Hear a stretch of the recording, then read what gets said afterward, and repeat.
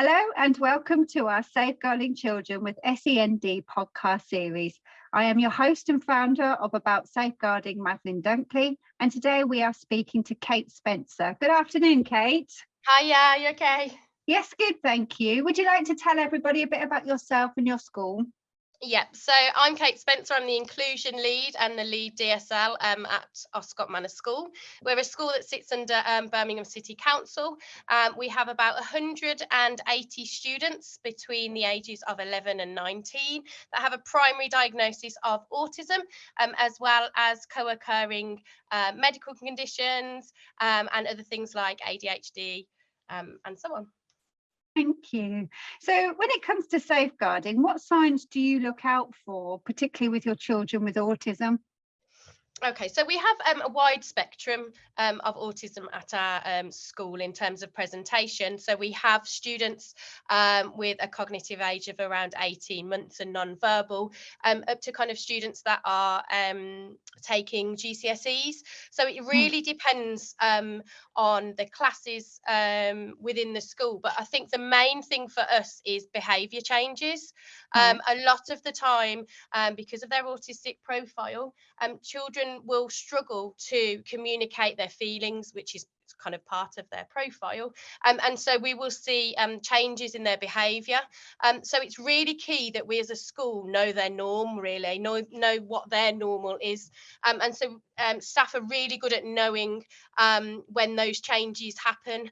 They may also communicate things to like key workers within school, because every child in school has a key worker, and they may come in and sort of speak to me about it. But we do a lot of work around their wishes and feelings. We do a lot of work around kind of choices, happy, sad, and use lots of things like Makaton and communicate and print and things to really understand how they're feeling. We also do a lot of work around their lived experience. So what is their experience at home? What are they doing outside of school? So we can kind of pick up anything that may be of concern, really. So you talk a lot up there about communication, but how do you communicate with children who are non-verbal, especially when it comes to safeguarding concerns?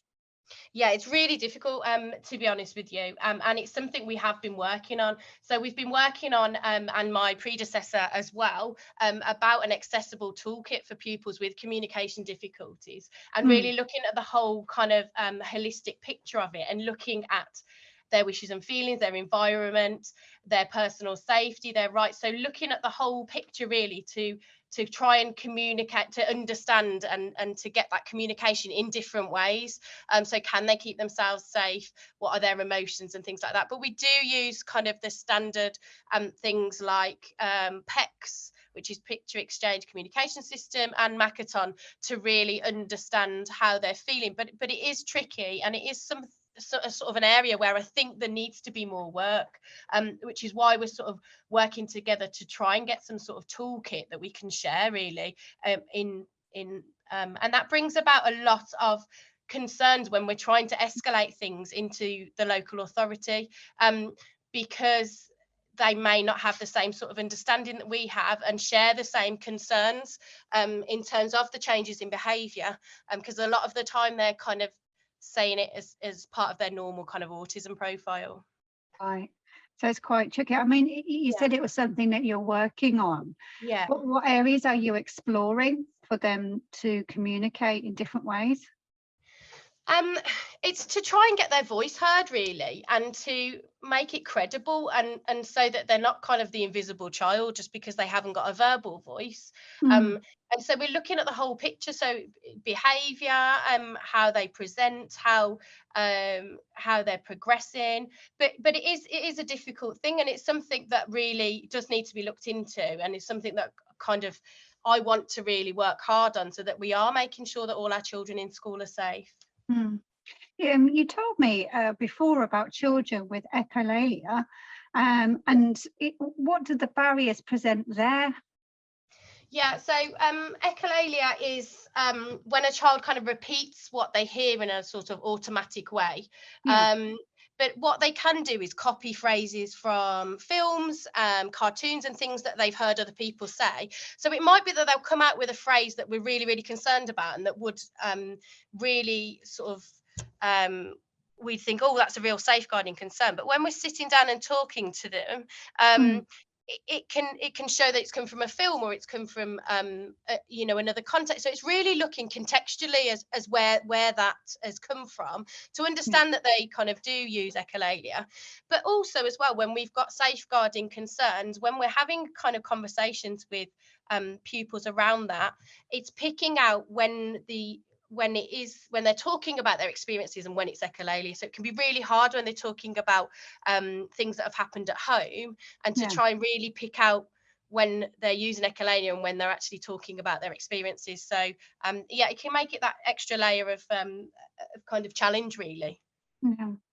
And I suppose, especially with that, is that when it does come to getting support from outside agencies, when they disclose, is actually I'd assume a barrier that could come up when you're trying to work with the MASH team.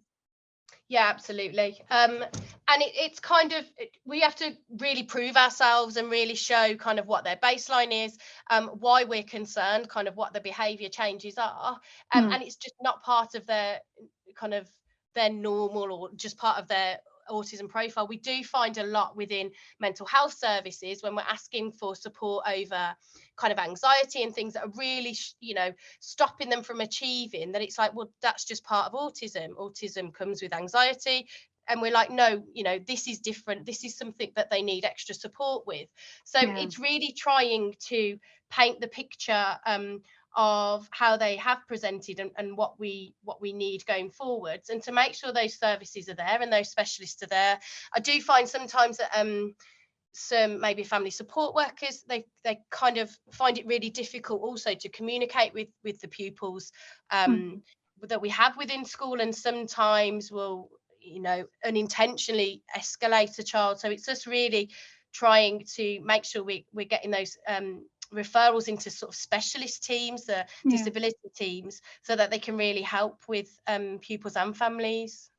So when it comes to when you speak to the MASH team, is there like a separate, I don't know, department or a team that specialise in children with SEND needs? Is that there, or is it just... There is. Yeah, there's the learning disabilities team, but again, it's hard to kind of get referrals into there, because they will say, oh, well, they can dress themselves, they can do this, they can do that. So they have different thresholds as well that we kind of have to meet. So we have to meet the threshold of MASH, and then again have to meet the threshold for kind of things to go into that department. But I mean, on most of the our social workers and the family support workers are good with some of our young people, but I do think sometimes we do come across barriers when we're trying to get through the front door, really. Which is why we kind of do offer a lot of that early help within school, and we're seeing a lot of referrals bounce back for school to do early help with, or for school to do things, and it's a lot more than we've ever had to do in the sort of 5 years that I've been here, really. Why do you think it's more now? Yeah, I mean, I think across the board, thresholds are raising. I think there's been a lot of discussion in the media and in kind of in theory, really. I did a master's the year before last, and I think a lot of the papers that I was reading, even then they were saying kind of thresholds are higher because they're decommissioning specialist services, and there's a greater strain on families nowadays with the cost of living crisis, and people are reaching out, but unfortunately it's not there. So they are obviously pushing it back to schools, but it's just having the staff and the capacity and the specialist knowledge in order to do that as well. Yeah, well, no, you're right. I mean, this is happening across the board. The threshold is rising, mainly because there isn't the service there to support the children with safeguarding. But with you guys, it must be even harder, especially when you've got to jump through another hoop with your SEND needs that those children have. No, it is. And so I think I was previously a pastoral manager, so Mm. a lot of work was kind of a family support, early help, and picking up things where previously, maybe 5 years before that, when I wasn't in special education, that I would do as kind of a family support worker external to a school. So yeah, it's completely kind of different arena that we're in now, I think, and schools are being asked to pick up a lot more of the support that families need. Yeah. So thinking about all of your experience that you have with children with SEND needs, what advice would you give to mainstream schools that have some children with SEND needs in their school when it comes to safeguarding? I think it's really to, as I said, note their norms. So really understand who the pupil is, their likes, their dislikes, and get a kind of autism profile going. You know, where do they struggle in what areas do they struggle in, and really trying to adapt their environment for them. But it's kind of understanding and trying to make sure that they keep revisiting that and keep asking them for their voice, Mm. so that they're not that invisible child in school, that they're not masking lots of difficulties that they're having, and that they are identifying where there may be kind of need, and escalating, you know, where possible. I do find we've got a lot of parents that have their own kind of mental health struggles because of Mm. having a child with disabilities. Also, we have a lot of families that I would say that maybe parents have undiagnosed special needs Mm. or autism themselves, and which puts kind of an extra layer on top that they may not have picked up on things as well. Mm. So yeah, I think they need to really look at the true pupil voice, and get some autism training as well for their staff, so that adaptations can be made so they can sort of succeed within mainstream schooling. Mm. And what advice would you give them when they call up the MASH team and they've got concerns around a child with SEND needs? What other ammo could they take with them when they go to speak to the MASH team? Yeah, I think unfortunately they need the whole picture. They need Mm. contextually kind of what's going on, where historically, kind of how a child has become to be in the school, what assessments they've had. I just think they do. You kind of need to prove a bit more. So if you're looking for like mental health support, we need to know what their norm is really, as I keep saying, Mm. kind of what their baseline is, to fully understand that when the behaviours are spiking or when they're really struggling with mental health, that it's just not part of their autism profile, that it's Mm. something that we need that extra support with, and be really specific about what support you're asking for. Mm. So that then, and I also think schools really need to be really clear on what their early help offer is. You know, Yeah. this is what we offer in school, so that when social care might be batting things back, that Mm. we're saying, no, that's out of our remit. You know, this is what we can provide. It may not help, but I think if you have a kind of robust early help offer within school, Yeah. it might be more likely for them to pick something up. But I think it's also really holding those people to account and saying, this is what we need for this family, Yeah. and it's not just part of their profile. Yeah. No, that's great advice. Thank you. I know a lot of people will be grateful for that. Thanks. Yeah. So I've got some quick fire questions for you. So what are your top 3 non-negotiables for safeguarding? Non-negotiables is a drip with staff.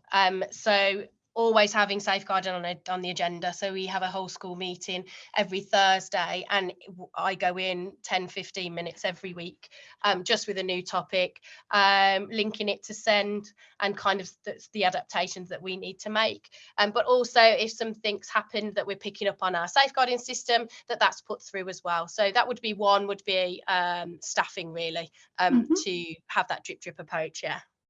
Lovely. And number 2? Okay. Number 2 would be have really good parental communication.